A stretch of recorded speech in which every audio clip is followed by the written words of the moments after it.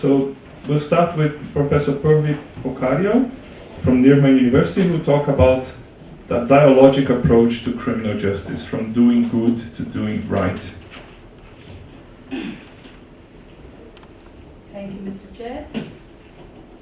I won't be taking 25 minutes. I'll finish a little early, and I really would like to take the feedback because the present paper, which is a working paper, and it is not yet complete. So there are so much of reading which is yet pending. So I really would like to talk on these issues further. The present working paper draft reflects on two major issues of critical criminal theory regime. The first is dialogical approach to criminal justice, which refers to legitimacy of procedural justice. So the fairness in procedure that establishes legitimacy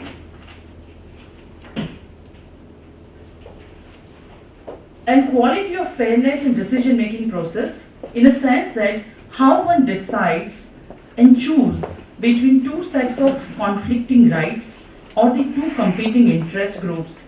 And these conflicting rights or interest groups have equality of valid claims, so that the decision makers must choose between value versus value rather than value versus devalue. Have to choose right versus right rather than right versus wrong, and interest versus interest. So this is the central theme of some of the thoughts which I would like to share with you today. So the origin of criminal justice appears tied to the systematic generation of social inequalities and the repression of powerless. The central concern for critical criminologists is the distribution of power and resources among social groups. Decision-making process dispensing criminal justice often must choose between, as I said, two sets of conflicting rights or two competing interest groups. The conflict between thesis and antithesis and individual rights in social policy create divergent perspectives tugging in opposite direction. And this questions the legitimacy of the whole process of decision-making. Legitimacy is based on balancing the interest of observing fairness in the procedure. However, the dual and interactive character of legitimacy, which involves power holder and its audience, is often neglected. Legitimacy is always dialogic and relational in character, and it involves claims by power holders and responses of audience. And legitimacy is constantly in flux with the dialogical framework, and it is vital test for power holders to decide the case of rejection of claims of legitimacy. And if you look at the past few years, the question of legitimacy has become an increasingly important in recent past, and the reason is that it is important in achieving the law-abiding behavior and cooperation from the citizen. Legitimacy also refers here, as I discussed, the procedural justice, that is the quality of the decision-making process, and fairness in the way citizens are personally treated by the law enforcement officials. Legitimacy is dialogic, involving claims of legitimacy by power holders and responses, as I said, and that's the reason that the theoretical framework or theoretical approach to legitimacy is that of the procedural justice, based especially on the work of Tom Taylor. And he wrote his path-breaking book, Why People Obey the Law, and these are the sources which I intend to refer in my work.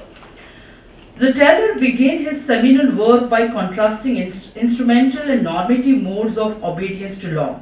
And he then subdivided the normative mode into personal morality, that is, people's general set of beliefs as how they should act, and legitimacy, that is, people's perception as to whether law enforcement officials rightly have authority over them. And he conducted a lot of surveys, and surveys were conducted of the general population, asking questions about the recent context with the police or the courts and the relationship and the reaction to such context and their subsequent behavior.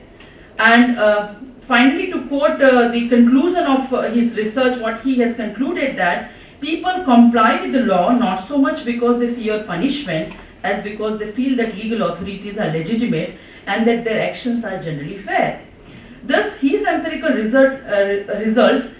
these empirical results led Taylor to prioritize normative compliance over the instrumental compliances, and within the normative compliances to emphasize legitimacy.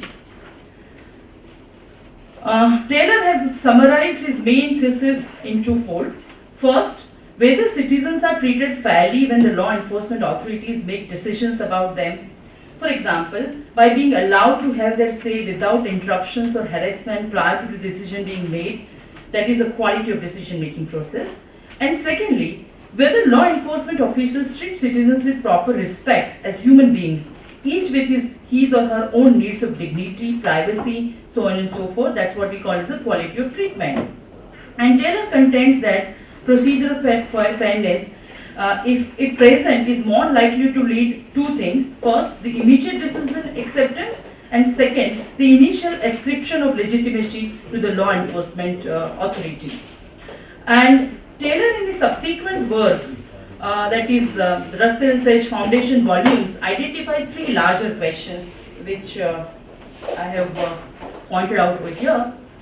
What is legitimacy? Taylor, in his subsequent work, said the definition of legitimacy, the reasons legitimacy is important within a social system, and thirdly, what factors create and sustain legitimacy, that is, what forms of social organization or what dynamics of authority are reviewed by members of particular social groups as being appropriate and hence legitimate the exercise of authority.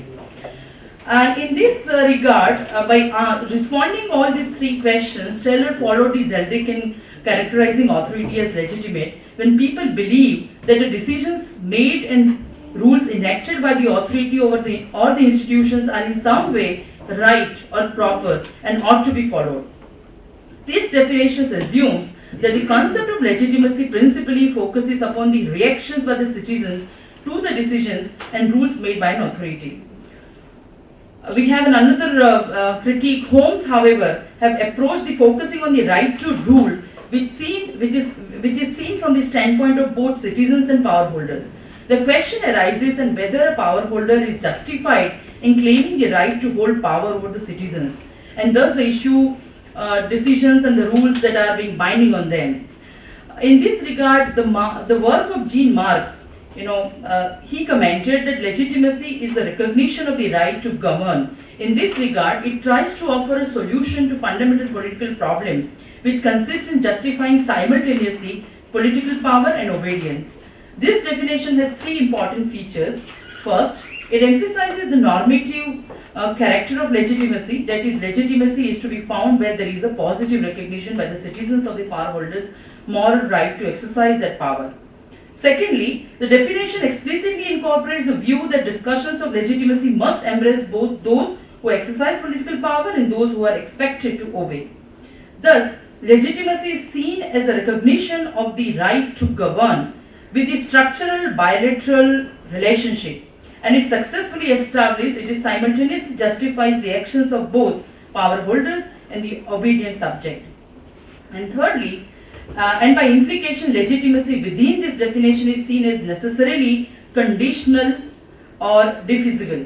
For example, this is something which we can take so many examples in the current context. For example, in a given context, most citizens might at first gladly recognize the power holder as having the right to rule. However, if in time it becomes clear that power holder is routinely using power to engage in corrupt practices, it is very likely that the public recognition of his or her right to rule will be gradually withdrawn. Now, the second question is that what factors create and sustain legitimacy? Taylor and his colleagues answer the questions by reference only to studies of what might be described as the audience legitimacy and the functions within ongoing dialogical relationship. Now, talking about the audience legitimacy, we have a work, the contribution of David Bitham is noteworthy. David Bitham and Jean Marc both each independently developed the same threefold conceptualization of the central components of legitimacy from the perspectives of audiences, and they analyze the dimensions of legality, shared values and consent which are crucial to the study of legitimacy. And then they have given the criteria of legitimacy and the corresponding form of non-legitimate power. And there are three criteria. First, the conformity to rules, and on the other hand, the corresponding form of non-legitimate power is illegitimacy, that is a breach of rules. On this side, the criteria of legitimacy, justifiability of rules in terms of shared belief. And on the other side, there is an absence of belief, or there is a discrepancies between the rules and and shared belief. The third criteria in terms of the legitimacy, the legitimation through express consent. And on the other side, delegitimation, that is the withdrawal of the consent or absence of consent. And for Jean-Marc, the consent is constitutive of legitimate authority.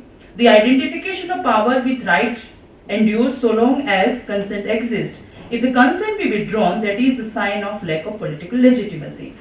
Now on the other side, Taylor expressed also about the power holder legitimacy. And again he relied on Jean-Marc, and according to Jean-Marc, legitimacy is described as justifying simultaneously political power and obedience, and he tried to cover power holder legitimacy in legitimacy itself.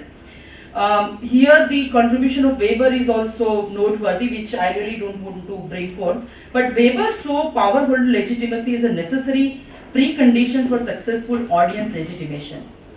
Now, in a democracy, power holders' self-belief in the legitimacy cannot be ultimate test of whether they are acting legitimately or not. Nevertheless, power holder legitimacy remains important for several reasons. First, power holders cannot and should not be expected to carry out daily work with reference only to the current public opinion, and in any case, so they cannot be subjected to immediate public scrutiny. In other words, a degree of self-separation by power holders is often both appropriate and necessary in exercising authority responsibly. Second, power holder legitimacy may be important for the stability and effectiveness of authority. Unless those who exercise power and are convinced that there is an adequate moral justification for their continuation in the office, they are unlikely to be effective. And thirdly, as previously suggested, power holder legitimacy can be regarded as a precondition for successful audience legitimacy. That is, it is necessary for power holders to cultivate belief in the moral rightness of their own legitimacy before making claims to others to be the legitimate rulers. And fourth, within what we have described as a dialogical framework, a vital element of analysis is to be legitimacy within the real-life criminal justice. And that context must be careful examination of the responses by power holders to audiences' perceptions of legitimacy deficit. And within the dialogical framework, legitimacy is constantly in flux. It is a significant test for power holders when it becomes clear that a relevant audience has rejected one or more aspects of the initial claim of legitimacy. And in such circumstances, the power holder must put forward a revised claim to legitimacy, which in turn might well require adjustment in their own understanding of their right to rule. And then it turned out to be legitimacy, how legitimacy can be a moral recognition. The question here is that if legitimacy depends simply on the moral standards of a given society, and if societies can invent for themselves any kind of a moral basis for the authority of a particular regime, then David Smith has pointed out over here, and he says that the authorities are legitimate if people generally believe that they ought to be obeyed. And a political system, though clearly evil, can still be legitimate. And here, Smith has given a very concrete but hypothetical example which we can relate to the many examples of the recent Indian current democratic setup and governance. He gave an example that suppose if in a given state there is an ethnic minority population constituting of 1% of the population in the parliament of that state passes with a massive and enthusiastic support from the majority population, a statute saying that the minority is to be eliminated in death camps, then it would seem that according to the law and the shared values of the society, this enactment must on this kind of an analysis be regarded as a legitimate enactment. Now, how we look at legitimacy as a dialogue, as discussed earlier, when one has to choose between two competing interests, it is very crucial how legitimacy can be established through dialogical approach to criminal justice. And when faced with mutually opposing claims, it is a very well-known quote of Benjamin Cardozo. He said, when we are faced with the mutually opposing claims, judges must balance, philosophers synthesize, and politicians compromise. So conflict between thesis and antithesis and individual rights and social policies or competing interest groups create the demand for solutions of divergent perspectives tugging in opposite directions. And Cardozo, and it he quoted that at its best, he said, if life feels the tug of these opposing tendencies, so also must the law, which is to prescribe the rule of life. And the dichotomies and dualities exist in legal language with reference to this, how we are going to take up a stand, getting into the dialogical process. So the dichotomies and dualities exist in legal language because they represent opposing values and concepts which lead to opposing principles. And he said, understanding the pursuit of law and justice is not possible without the first understanding the function of dichotomies or polarities. Our neural systems seem better adapted to the binary program of yes or no responses than to the response of yes. But learning the law is not merely learning principles in phase. We do not really know a principle until we know its opposing principle. So in this process, when we are taking a stand between two competing interests, how you are involving a dialogical process, giving the fair treatment in the decision-making process is very important. So lastly, I have a lot of questions, and the question that arises over here is as to, can we establish legitimacy through dialogical approach, taking criminal justice from doing good to doing right, that is from utilitarian to deontology, or from medical model to justice model? Now, the medical model here refers to the approach to criminal justice wherein the punishment is fit to offender rather than fitting to the offense, unlike the justice model. So there are questions that can be established dialogical process in this regard. Thank you.